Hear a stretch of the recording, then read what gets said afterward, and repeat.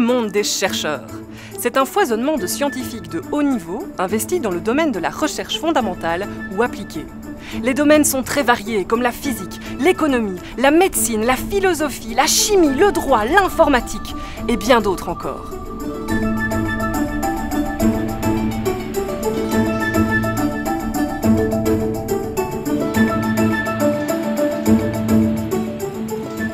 Être chercheur, c'est être innovant, curieux, imaginatif. C'est également acquérir des savoir-faire et une expertise dans un domaine, des capacités techniques et beaucoup d'expérience. Le chercheur passe la majeure partie de son temps à concevoir, élaborer, développer, expérimenter. Une aventure parfois semée d'embûches.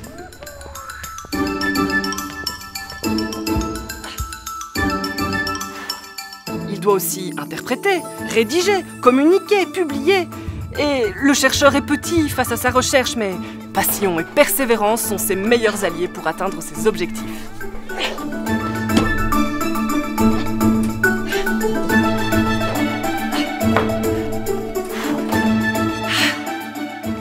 Accompagnez-moi, je vous emmène dans le monde des chercheurs.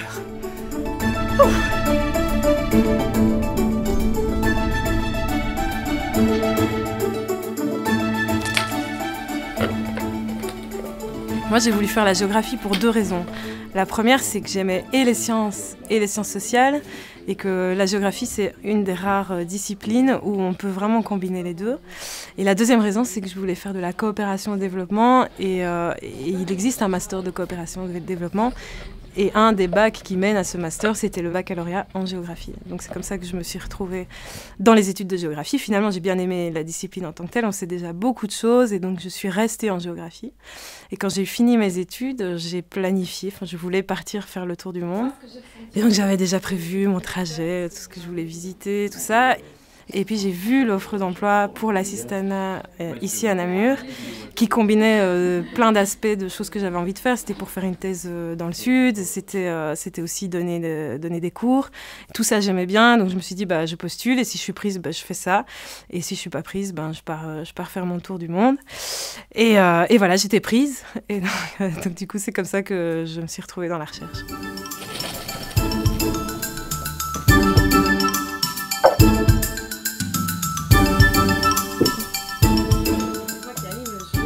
Donc moi, je travaille sur la migration des personnes suite à une pression environnementale. En particulier, on travaille aux Philippines à la suite du typhon Haiyan qui a eu lieu en 2013.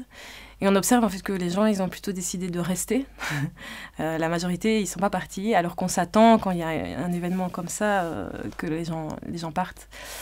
Et nous, ce qui nous a interpellés, c'est que dans la recherche migration-environnement, on ne s'intéresse pas beaucoup au vécu que les personnes ont de l'environnement. Donc ce qu'on mesure d'habitude, c'est plutôt la distance à la mer, l'impact au niveau matériel du typhon sur les gens.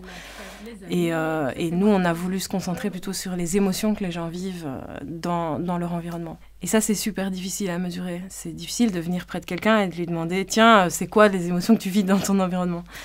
Et pour les aider à partager ce type d'informations, on a créé un jeu.